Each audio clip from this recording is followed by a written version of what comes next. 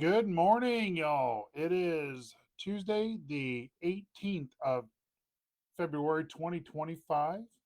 It's second day of the week. It's cold, cold, cold here in Northwest Ohio. We are just barely above freezing, but there's parts of the country that are below zero, so I'm not going to complain too much. Complain a little bit, not too much. But when I get to the main verse of the devotional this morning, I should stop whining.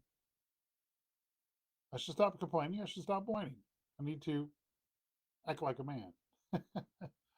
So, anyway, I hope you had a good Monday. It was Monday as always for me. Um, right after work, shot up to Toledo to see the baby and Faith, and spend some time with all three of my girls, my wife, my daughters, and the newborn girl baby. And what a blessing! Children's children are the crown of old men. That's talking about in Proverbs. It's talking about grandfathers. And possibly, I'm not going to doctrinally say, but children's children are the crown of old men. Possibly, if you are a godly grandfather and you help your son or daughter raise up your children in the nurture of admonition of the Lord, um, maybe you get a crown for it. I'm not going to doctrinally say you do, but hey, there are some folks that think maybe possibly we could get a crown for raising children that raise good grandchildren.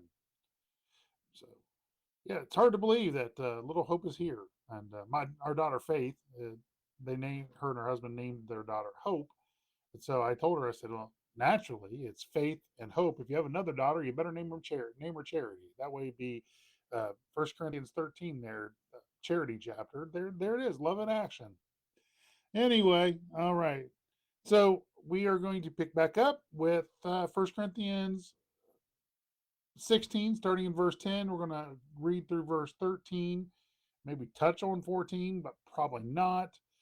This is Paul's benediction to the Corinthian church. Benediction is a closing out, his last little emphasis. And he gives them some guidance, not a lot of things overall guidance, but there's a couple things in here, three things in particular that are important for Christians to understand. We looked at the one yesterday about the great door and effectual that had been opened for Paul there in Ephesus to preach the gospel and to start a church. But there's many adversaries. One of Paul's adversaries, we'll look over in 2 Corinthians, is Satan bothering and picking on and reminding Paul of his thorn in the flesh. And it talks about over there in 1 or 2 Corinthians that Satan buffeted him. That means Satan was knocking him around because of that thorn in the flesh. We get over there, we'll look at what that thorn in the flesh. It was not literally a thorn, but it was an ailment, a injury, possibly to Paul. That what Satan was, giving Paul a hard time about. Anyway, then we're going to look at the second part here, which is two parts, which two things, two parts. So 1 Corinthians chapter 16, look at start of verse 10. Now if Timotheus come, see that he may be with you without fear, for he worketh the work of the Lord as I also do. And I'm not sure why Paul says when admonishes them to let Timothy work the work of the Lord and be there among them without fear. Fear of retribution, maybe that could possibly be because Paul, logically, that makes sense. Paul just bawled them out in this letter. I mean, he ripped into them about their behavior. And he's going to kind of rip into them slightly, just remind them of something. And you got to look at the way Paul says something here in a minute. But maybe, possibly, that's what was happening. He was telling them, don't give any retribution towards Timothy. He wants to come unto you, but, he's from me. He's of the Lord. He's doing the same work that I'm doing. So receive him. Now, verse 11, let no man therefore despise him, but conduct him forth in peace, that he may come unto me, for I look for him with the brethren. So apparently Timothy's on his way to get to Paul, and Corinth is on the way. And he's saying, look, receive him there. Take care of him. Help him out. He's doing the same work that I'm doing. Don't let him work the work in fear. Don't let him be fearful of what's going on here. So again, putting two to two together, it sounds like possibly Paul's like, look, I'm bawling you out. I'm sending Timothy through. Receive him. Don't give him a hard time, but receive him and support him and help him. Now look at verse 12. As touching our brother Apollos, I greatly desired him to come unto you with the brethren, but this will not, but his will was not at all to come at this time, but he will come when he shall have convenient time. So Paul's saying Apollos is, they were wanting Apollos to come in there. Remember the reason, putting the whole chapter together, when we looked at the first couple chapters there, they were disputing, arguing amongst each other about who baptized who. Was it Paul, Apollos, Cephas? Who baptized them? Trying to establish who was the best baptizer or something. And so maybe Apollos got wind of this, and Apollos maybe been upset. Like, I don't want to go there right now. I'm not saying that, but I'm saying it's a possibility. Because when things like that argument was going on with the Corinthians, that can cause even further division, and they'll try to draw Paul and Apollos apart when something like that happens. And I'm sure I've seen it myself in ministry work. I'm sure that's probably what they were trying to do.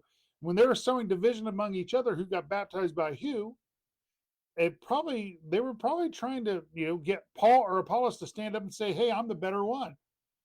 But what did Paul say? I think God have baptized none of you, say five of you. So, why? Because he didn't come to baptize, he came to preach the gospel. Now, verse 13, this is the one I want to touch on for a few minutes here.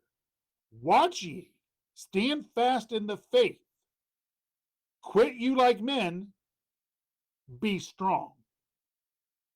Now, watch ye. When Paul says watch ye, he's saying watch. Pay attention to what I'm about to tell you. Why? Because the Corinthian church were a bunch of carnal babies. And the issue would be is if the men were acting like carnal babies, naturally everybody else around there is going to be. It's the men's responsibility to set a standard, to be like, this is what we do. But when you have a situation like the church at Corinth, and this transpires now into the Laodicean church age, you don't have a lot of men standing up like they should, standing fast in the faith. Okay, you have a lot of, and society in general is this way, but it's infiltrated and infected the churches, where men are not standing up into their positions anymore. From the pulpit to the pew. This is why you have an influx in the last 100 years of so many women pastors. And ladies, you're watching this, don't get mad at me, but this is Bible. You have an influx of women pastors when they're not supposed to usurp the authority over man. And when Paul wrote that, he was talking in the context of the local church. A woman should not be a pastor. It should be a man.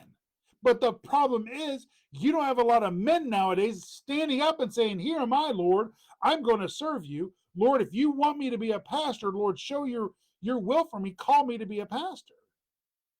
And unfortunately, this woman pastor issue is heavily in the charismatic church, the Pentecostal movement. It's also in the Methodist and Lutheran and Episcopalian. This is a big problem. When Paul outlined the office of a bishop, he said he must be the husband, which makes him a man, of one wife. Now, we're not going to get into that whole marriage, divorce, and remarriage thing that comes into that. Maybe one day if we get into 1 Timothy, we'll look at that. There's plenty of information out there that when he's talking about husband of one wife, he's not talking about can't be divorced.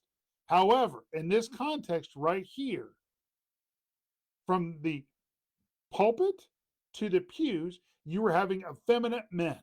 Effeminate are men acting like women, sissy men. Instead of men being men that they are supposed to be, you had a bunch of men letting the church run roughshod. Havoc was being reached in done in the church because there was no men really to stand up. That's probably why Paul sent Timothy there. Possibly be.